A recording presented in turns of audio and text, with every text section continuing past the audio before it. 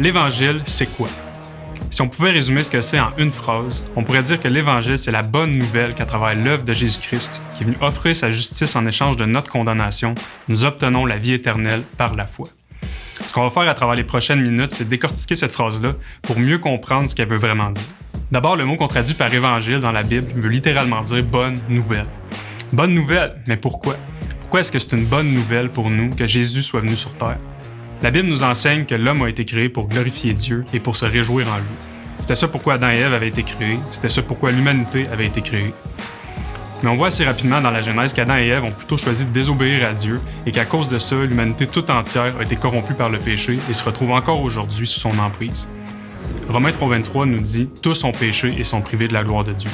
On a décidé et on décide encore de se faire maître de nos propres vies, d'essayer de prendre la place de Dieu en pensant qu'on est mieux placé que lui pour savoir ce qui est bon ou pas pour nous. À cause de notre péché, on n'a plus accès à la joie en Dieu pour laquelle on avait été créé, et ce qui pèse sur nous, c'est la condamnation et la colère d'un Dieu qui ne peut pas laisser impunis ceux qui commettent le mal. Ce qu'on mérite, c'est le jugement de Dieu, et il n'y a rien qu'on puisse faire pour changer ça. Mais voilà la bonne nouvelle. Dieu avait un plan pour nous délivrer de cette condamnation-là et pour nous réconcilier avec lui. Et c'était quoi ce plan-là?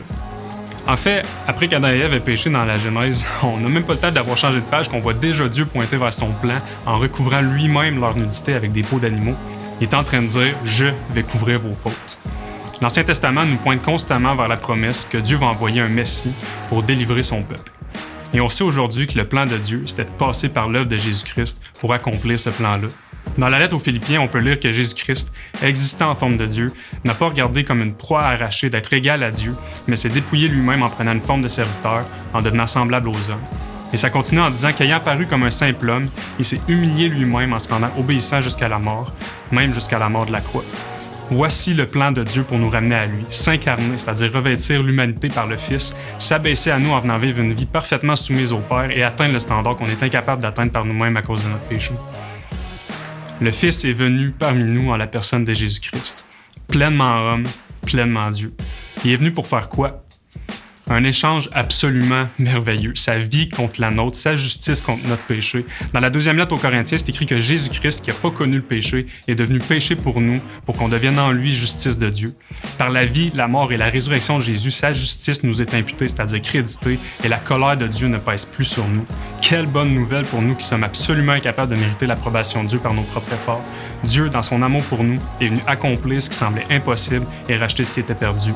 Notre condamnation placée sur le juste et la justice de Christ placée sur nous, des injustes. Dieu a placé nos péchés sur Christ. La colère effroyable du Père face à notre rébellion est descendue sur lui et la justice de Dieu a été accomplie.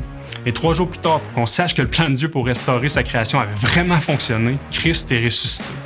La mort n'avait pas eu le dernier mot. Et si on reçoit aussi l'héritage que notre Sauveur a obtenu, ça veut dire que la mort n'aura pas non plus le dernier mot dans notre vie. Non seulement on a été sauvés de la condamnation qui pesait sur nous, mais on a aussi été sauvés pour la vie éternelle. Et c'est pas seulement la mort physique de nos corps qui a été vaincue, c'est aussi notre mort spirituelle. Ce qu'on a reçu, c'est encore bien plus qu'une vie sans tristesse, sans souffrance, qui va durer pour toujours dans des corps en parfaite santé. Ce qu'on a reçu de plus précieux, c'est l'accès à la présence de Dieu à tout jamais. Jésus va dire dans l'Évangile de Jean qu'il est venu accorder la vie éternelle à ceux que le Père lui avait confiés, et que cette vie éternelle-là, c'est de le connaître, lui, le seul vrai Dieu. On a été créés pour être totalement émerveillés par la personne de Dieu, et notre plus grande joie en tant que peuple racheté se trouve dans celui qui nous a fait.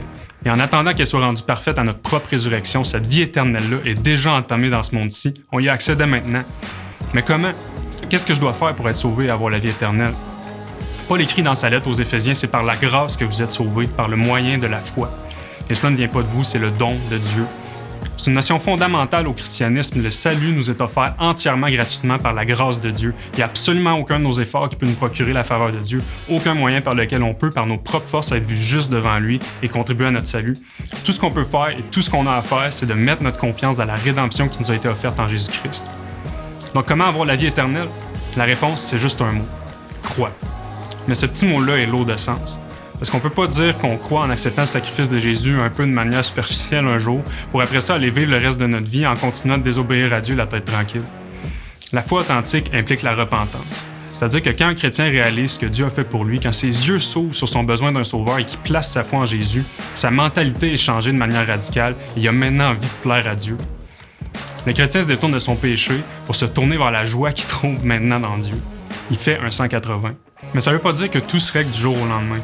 Le péché habite encore en nous, et on est dans l'attente de la délivrance complète que Dieu nous a promise. Un vrai chrétien, c'est pas quelqu'un pour qui tout est réglé et qui commet plus de péché.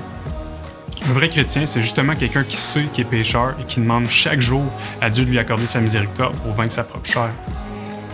En tant que chrétien, on combat. Parce qu'en tant que chrétien, on aime Dieu. On ne décide pas d'obéir à ce que Dieu nous demande parce qu'on a peur d'être puni ou pour obtenir sa faveur. Tout ça a déjà été réglé parce que Jésus a fait. Mais on obéit à Dieu parce qu'on l'aime et qu'on veut goûter de plus en plus à la joie inégalable qui se trouve dans une vie où Dieu bon qui nous a créé est celui qui est assis sur le trône. Donc pour finir en répétant la question de départ, c'est quoi l'Évangile? L'Évangile, c'est la bonne nouvelle qu'à travers l'œuvre de Jésus-Christ, qui est venu offrir sa justice en échange de notre condamnation, nous obtenons la vie éternelle par la foi.